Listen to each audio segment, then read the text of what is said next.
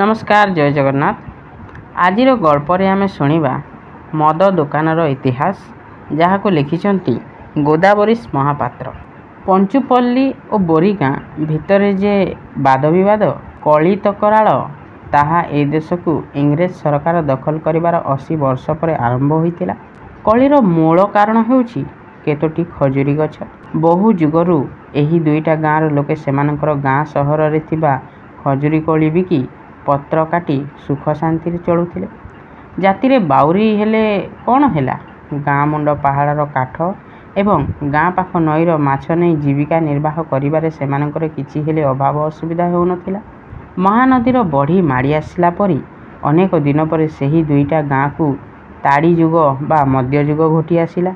पुरी जिला सरकार जेतेबेले दुईटा गाँर एक मझी जगार गोटे ताड़ी कुड़िया प्रतिष्ठा कले, एही पंचुपल्ली और बोरीगाँर अल्पके संतुष्ट और सदा परिश्रमी बाउरी जातिर मुह पहाड़र काठ आड़कू बा नईर माछ आड़कू आउ गला नहीं। तांको दांड दुआरे थिबा खजुरी गछर कंटा आड़कू सेमाने चाहि रहिले। कली एहिठारु आरंभ हैला। युधिष्ठिरंक द्वापर जुग परे कली जे मद सांगे आसीबा कथा पुराण रे लेखा अछि, ताहा सेहिठारे सत गुणरे प्रमाणित हैला। केते दिन गला बोरीगाँर बलिष्ठ बाउरी दल ताड़ी काढ़ी ताड़ी बिकी दिनके जेतेबेले बेस 4 पैसा रोजगार कले, तांकरी जाति भाई पंचुपल्लीवासी मन आउ रहे केतेके। देखी सिखी सेमाने मध्य संगे संगे ताड़ी व्यवसाय रे लागी गले। ताड़ी कटा चलिला, अनवरत ताड़ी बिका मध्य चलिला। 4 पैसा रोजगार करुथिबा लोक 2 पैसार ताड़ी पी आनंद रे नाचिला। क्रमे ताड़ी दुकानर पुराणा पत्र कुड़िया खंडक बेस बासयोग्य घरे परिणत हैला। प्रथमे प्रथमे चषा खंडायत क्रमे क्रमे ब्राह्मण करणक गहल चहल मध्य सकाळे संध्यारे सेही ताड़ी दुकान सीमारे शुणागला। व्यवसाय जेतिकी बढ़िला लोके सेतिकी मतुआल हैला परी ताड़ी कटारे लागिले। दिनकू दिन दुकान पाई बेसी ताड़ी लोड़ा पड़िला। बाउरी बेपारी दल उच्छन्न भावरे पैसा लोभरे निशा भोकरे शिशु खजुरी गछ को मध्य आखि पकाइले। तथापि खजुरी गछ नियंट हैला। लोकंक रोजगार दिनकू दिन जे बढ़ुतिला, गछ अभाव ताहा बंद होइगला। एहीपरि समय रे दिने शुणागला जे बोरीगाँर खजुरी गछरू ताड़ी माठिया चोरी जाइछि। ए चोरी वार्ता शुणी पंचुपल्लीवासी संकुचित होई पड़िले। एही घटनार 2 दिन पर देखागला जे पंचुपल्ली गाँ खजुरी गछरे गोटिए हेले दड़ बंद माठिया नाही। किए हिंसारे टेका मारी भांगी देइछि। ए अवस्था देखि पंचुपल्लीवासी उत्तेजित होई कहि उठिले, ए कृत्य बोरीगाँ लोकंकर। बीच दांडरे ए अपमान कथा बोरीगाँवासी सही पारिले नाही। तेणु 2 गाँ सर्वनाशर लीलास्थली ताड़ी मंडप पाखे कहि बुलिले, पंचुपल्लियांकर ए ताड़ी बेपार न भांगुचु तो आम गाँ बोरीगाँ नुहे। दिन दिन मास मास वर्ष वर्ष होई 2टी गाँर मद बेपारी एही बाउरींक भीषण प्रतिज्ञार विषमय फल बेफल फलिला नाही। फल सेथिरु पुणी गजा बाहरिला। पहाड़ पाखे नई कूले गछ मूले गाँ बाहरे ताड़ी दुकान रे कथारे कार्य हाथरे गोड़े किए कहार केते प्रतिशोध नेला। चिरबंधु होइतिले जो माने सामान्य ताड़ी टोपाए सेमानंकु चिर शत्रु भावरे ठिया कराई पारिला। दिनकू दिन विवाद बढ़िला सिना कमिला नाही। दिनकू दिन जलंता निआरे कुटा पड़िला सिना केही ताहा निवारण करि पारले नाही। शेषरे गाँ उजुड़िला, केते घर भांगिला। दिने सकाळे देखागला जे पंचुपल्लीर सबु खजुरी गछ बेककिए काटी पकाइछि। ग्रामवासी मुंडरे हाथ देई बसी पड़िले। निष्ठुर ग्रीष्म परे धरणी पुणी वर्षा पाई हसी उठिला परी बहु वर्षर दुख कष्ट अशांति परे पंचुपल्लीवासींक भाग्य पुणी फिटिला।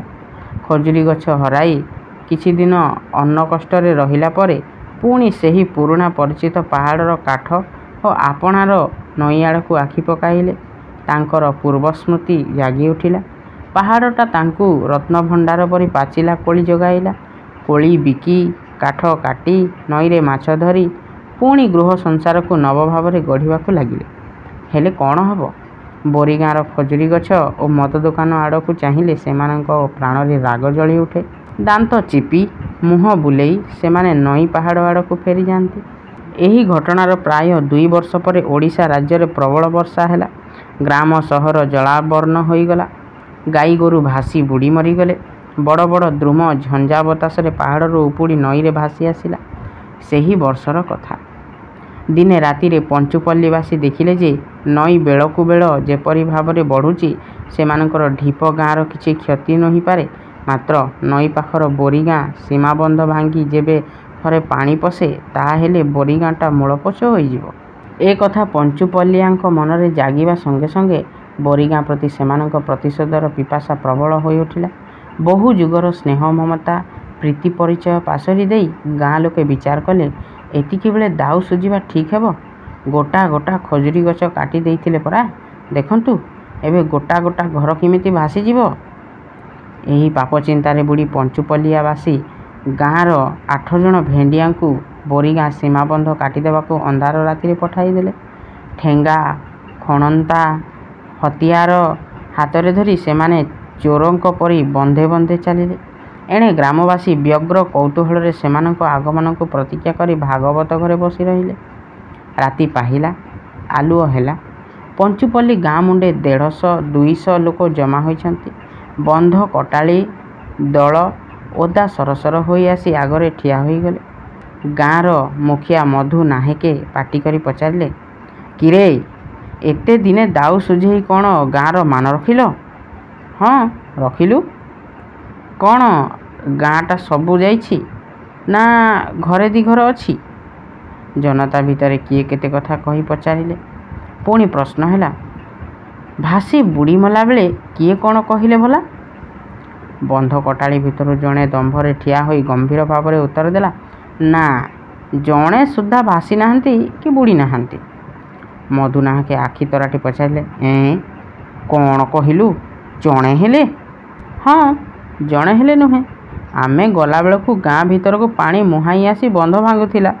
ଲୋକଙ୍କ ବିକଳ ଦେଖି, ସେ ଚିହ୍ନା ପରିଚୟ ମୁହଁ ଦେଖି ହତିଆର ଆଦୌ ଚଳିଲା ନାହିଁ। ଧାଇଁ ଯାଇ ହାତରେ ପିଠିରେ ନାଆରେ ଧରି ସମସ୍ତଙ୍କୁ ଉପରକୁ ବୋହି ଆଣି ଠିଆ କରାଇଦେଲୁ।